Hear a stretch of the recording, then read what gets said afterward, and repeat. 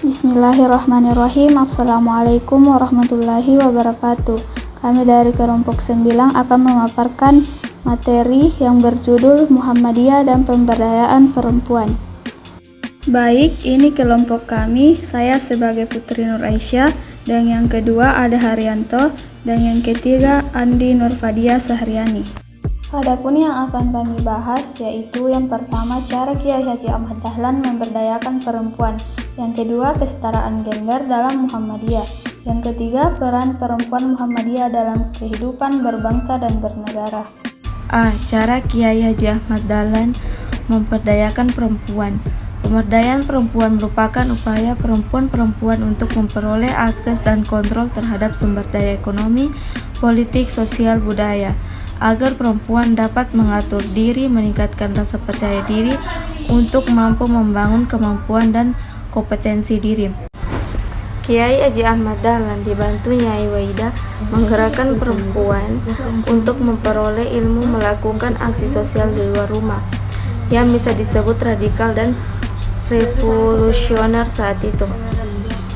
Kaum perempuan didorong meningkatkan kecerdasan melalui pendidikan informal dan non-formal seperti pengajian dan kursus-kursus. Mereka berdua sudah melakukan pembinaan pada perempuan di kampung Kauman, Yogyakarta. Kiai Haji Ahmad Dahlan dan Nyai Waidah mendidik mereka untuk terjun dan ikut ambil bagian dalam memukilkan personal sosial kemasyarakatan. Adapun yang dilakukan oleh Kiai Haji Ahmad Dahlan diantaranya: 1. Menyelesaikan persoalan perempuan akibat diskriminasi. 2. Kiai Haji Ahmad Dahlan sangat memperhatikan perempuan sebagai generasi penerus umat Islam. 3. Kiai Haji Ahmad Dahlan menyuruh perempuan harus belajar dan bersekolah selayaknya para kaum laki-laki. 4. Melindungi hak-hak perempuan. Baik, saya akan melanjutkan materi yaitu B. Kesetaraan gender dalam Muhammadiyah. Dalam kesempatan Hari Perempuan Dunia atau International Women's Day, Ketua Umum Pimpinan Pusat Aisyah Salimah Orbaina mengatakan kesetaraan gender di Muhammadiyah bukan sebatas wacana, tetapi sudah diaktualisasikan dalam gerakan Aisyah. Bahkan secara tegas perempuan yang disapa Bu Bayin ini mengatakan bahwa tidak ada ketidaksetaraan gender di Persyarikatan Muhammadiyah. Laki-laki dan perempuan memiliki kesempatan dan peran yang sama dalam menggerakkan dan memajukan masyarakat. Hal itu sebagaimana yang telah diajarkan oleh Kiai Haji Ahmad Dahlan. Sejak awal pembagian peran antara laki-laki dengan perempuan telah diletakkan oleh Kiai Dahlan, sang pendiri Muhammadiyah, dalam bidang dakwah. Perempuan memiliki kesempatan yang sama untuk beramal ma'ruf nahi mungkar, sekaligus menjadi mujaddid dengan potensi yang mereka miliki. Selanjutnya, perempuan dan laki-laki mempunyai hak yang sama untuk maju, untuk mendapatkan akses yang sama dengan laki-laki. Artinya, perempuan dan laki-laki juga memiliki akses yang sama untuk berinovasi dan untuk mengakses literasi digital, untuk mengembangkan ilmu pengetahuan teknologi. Persyarikatan Muhammadiyah bersikap mendukung dan ikut terlibat dalam usaha-usaha yang bertujuan untuk meningkatkan kualitas, memberdayakan, memperluas dan memperkuat peran serta memberikan penghargaan atas kaum perempuan di berbagai bidang kehidupan sesuai ajaran Islam demi terciptanya masyarakat umat dan bangsa yang bermartabat. Baik, saya akan melanjutkan materi pada bagian C, yaitu peranan Muhammadiyah dalam kehidupan berbangsa dan bernegara. Perempuan Muhammadiyah memiliki hal yang penting dalam berbangsa dan bernegara. Perempuan Muhammadiyah banyak memberikan kontribusi dalam berbagai bidang, seperti pendidikan, kesehatan, sosial, dan ekonomi. Perempuan Muhammadiyah juga terlibat dalam berbagai aktivitas kemasyarakatan dan keagamaan untuk memajukan masyarakat dan negara. Selain itu, perempuan Muhammadiyah juga turut serta dalam berbagai kegiatan politik dan pemerintahan untuk memberikan sumbangsi dan wawasan dalam pengambilan keputusan yang berkaitan dengan kepentingan perempuan dan masyarakat. Hadia melalui gerakan Aisyah sejak tahun 1917 telah berkiprah dalam pemberdayaan perempuan sekaligus melakukan pembaruan Islam dengan menjadikan perempuan sebagaimana halnya laki-laki memiliki martabat dan peran yang sama-sama mulianya dalam kehidupan. Aisyah sebagai organisasi otonom Muhammadiyah dan Gerakan Perempuan Indonesia tertua memiliki peran sentral dalam Kongres Wanita 1 tahun 1928 yang sangat bersejarah.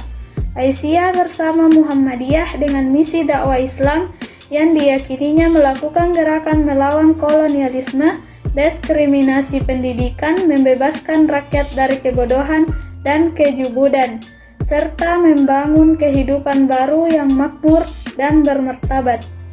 Tujuan organisasi Aisyah yaitu menegakkan dan menjunjung tinggi agama Islam hingga dapat mewujudkan masyarakat Islam yang sebenar-benarnya, adil dan makmur yang mendapat ridha Allah, juga agar tercapainya usaha-usaha Aisyah untuk menguatkan dan mengembangkan dakwah amar ma'ruf nahi mungkar dengan lebih berkualitas dan menuju masyarakat yang madani.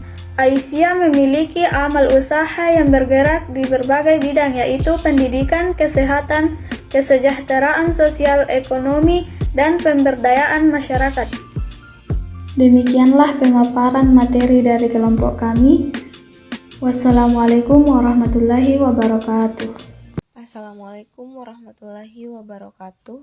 Kami dari kelompok 9A22 TLM ingin menjelaskan secara singkat materi kami yaitu Muhammadiyah dan Pemberdayaan Perempuan yang akan dijelaskan oleh Anggriawan Urip, Mulyana Reski, dan Reza Elvira Melanite. Cara Kiai Haji Ahmad Dahlan memberdayakan perempuan. Perempuan merupakan tulang punggung keluarga dan masyarakat yang berdiri di garda depan dalam membangun generasi bangsa yang tangguh. Pasalnya, perempuan merupakan orang yang pertama kali akan memoles, membina, dan membentuk generasi penerus bangsa tersebut. Oleh karena itu, perempuan dikatakan sebagai madrasah yang pertama untuk putra-putri bangsa. Namun, perjuangan perempuan yang terjadi pada abad ke-19 hanya dilakukan perseorangan, bukan melalui gerakan yang terorganisir. Ini terjadi akibat belum terbentuknya jaringan pemikiran di antara para pejuang perempuan, serta masih kurang terbukanya ruang bagi perempuan untuk berinteraksi dengan masyarakat di luar lingkungan. Beberapa perjuangan yang dilakukan secara individu pada awalnya berupa perjuangan bersenjata atau paling tidak sebuah perjuangan pengaturan strategi. Namun, seiring perkembangan waktu, para perempuan di berbagai wilayah menyadari bahwa perjuangan yang harus mereka lakukan bukanlah perjuangan bersenjata, melainkan perjuangan melalui pendidikan. Melihat diskriminasi yang membelenggu kaum perempuan, Ahmad Dahlan pun merasa tergerak untuk melakukan usaha-usaha mengangkat harkat dan martabat perempuan. Salah satunya adalah dengan membentuk perkumpulan perempuan yang bernama Sopo Trisno. Perkumpulan ini bergerak dalam berbagai kegiatan pendidikan bagi perempuan dan kegiatan bidang sosial seperti menyantuni anak yatim piatu. Pada 22 April 1917, atas usulan Ki Haji Mustar, maka perkumpulan Sopo Trisno ini kemudian diubah namanya menjadi Aisyah dan menjadi bagian dari Muhammadiyah.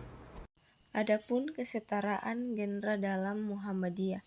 Ketika kaum perempuan di Indonesia diposisikan secara marginal dan diskriminatif, Muhammadiyah bangun dan menerobos kebekuan tersebut dengan melapori berdirinya gerakan perempuan muslim, yakni Aisyah.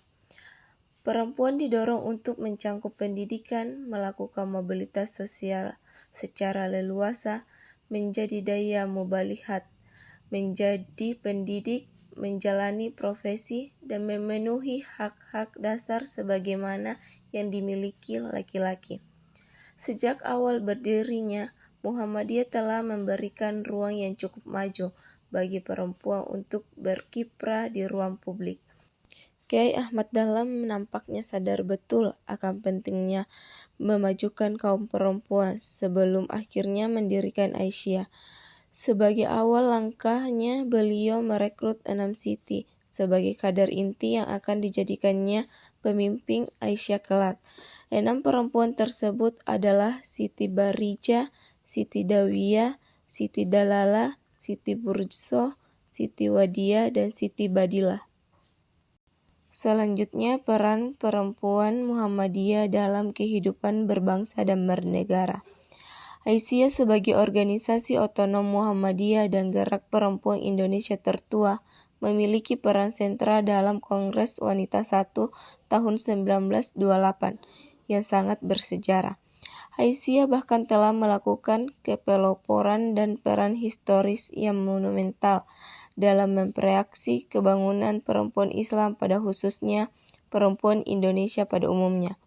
Aisyah bersama Muhammadiyah dengan misi dakwah Islam yang diyakininya melakukan gerak melawan kolonialisme, dikriminalitas pendidikan, dan membebaskan rakyat dari kebodohan dan kemujudan, serta membangun kehidupan baru yang makmur dan bermartabat. Dalam bidang agama, Aisyah melakukan dakwah tidak saja untuk kalangan santri, namun juga untuk kalangan abangan dengan materi yang disesuaikan baik melalui pengajian maupun tulisan sejak diterbitkannya Suara Aisyah pada tahun 1922.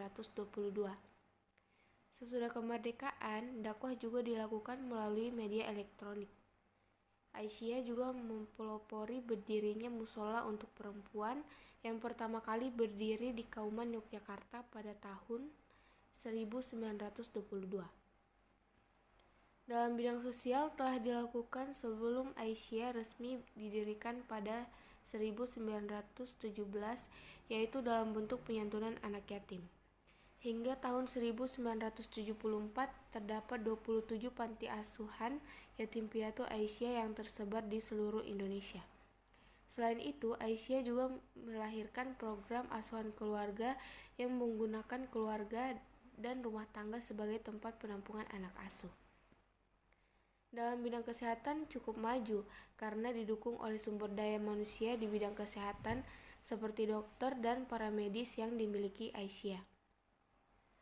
Masalah kesehatan menjadi perhatian yang penting dari Aisyah, terutama kesehatan ibu dan anak. Untuk itu, Aisyah mendirikan Balai Kesejahteraan Ibu dan Anak serta Rumah Bersalin. Dalam bidang pendidikan, pemberantasan buta huruf khususnya bagi perempuan merupakan kegiatan yang diprioritaskan. Pemberantasan buta huruf menjadi salah satu keputusan Kongres Kowani pada tahun 1949. Selain penyelenggaraan kursus tentang pengetahuan umum, kenegaraan, dan kemasyarakatan. Selain pemberantasan buta huruf, Aisyah juga menangani pendidikan anak usia dini yang embrionya sudah ada sejak tahun 1919 yang didirikan oleh remaja putri yang kemudian bergabung dalam Nasyiatul Aisyah, kemudian diserahkan kepada Aisyah pada tahun 1926. Dalam bidang ekonomi, strategi yang ditempuh Aisyah adalah meningkatkan ekonomi keluarga melalui peningkatan keterampilan wirausaha dan koperasi. Dalam program kerja Majelis Ekonomi dan Ketenagakerjaan juga disebutkan bahwa Aisyah mengarahkan gerakannya untuk membangun kesadaran dan perilaku ekonomi untuk meningkatkan taraf hidup dan kesejahteraan warga, umat, dan masyarakat. Itulah materi yang sempat kami sampaikan. Sekian dari kami. Wassalamualaikum warahmatullahi wabarakatuh. Assalamualaikum warahmatullahi wabarakatuh.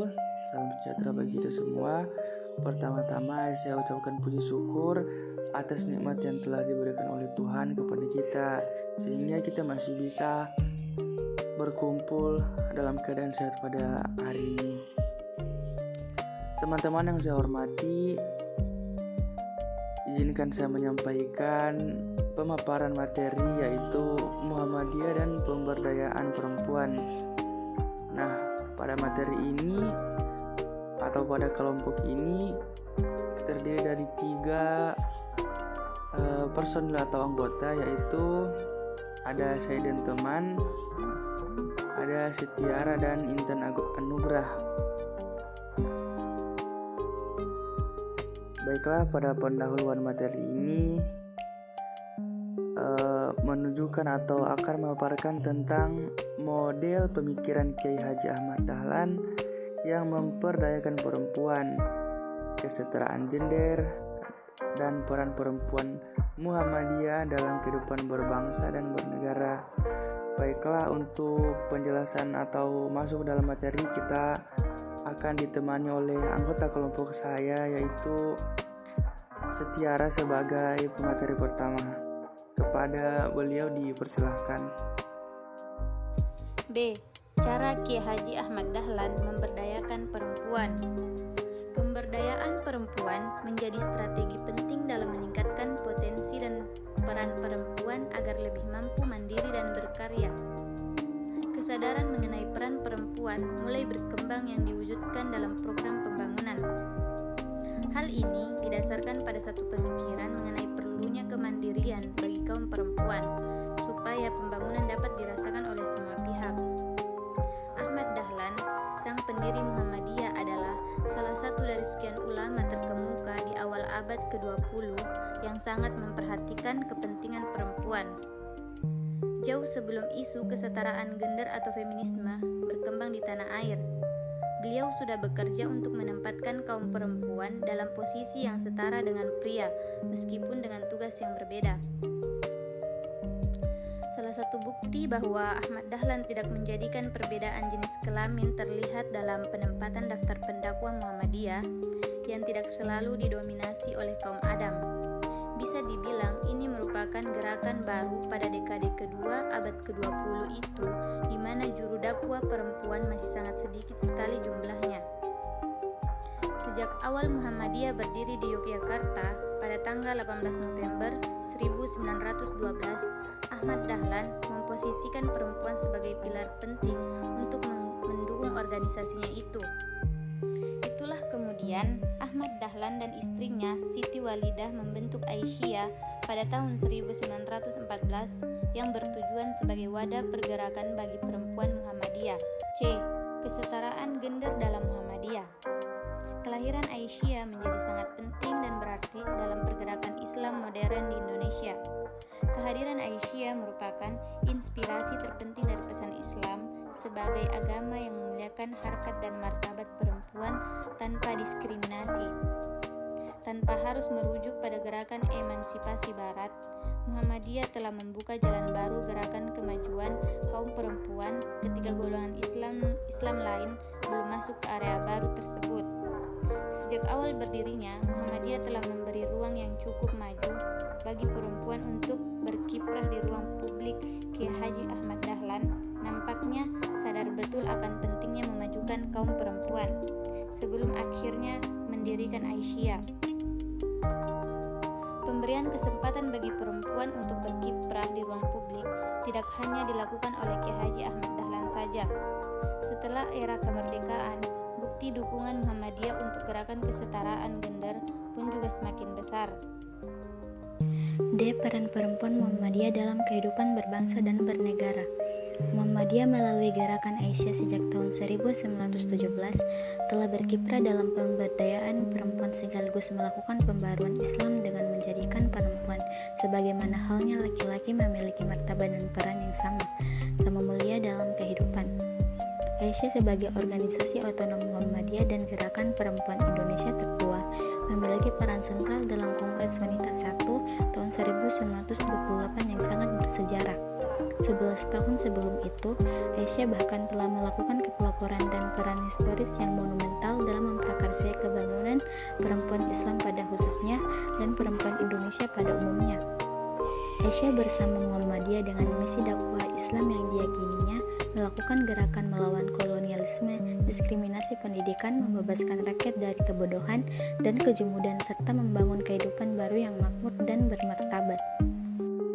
Baiklah, itulah pemaparan dari beberapa anggota kelompok saya. Lebih dan kurang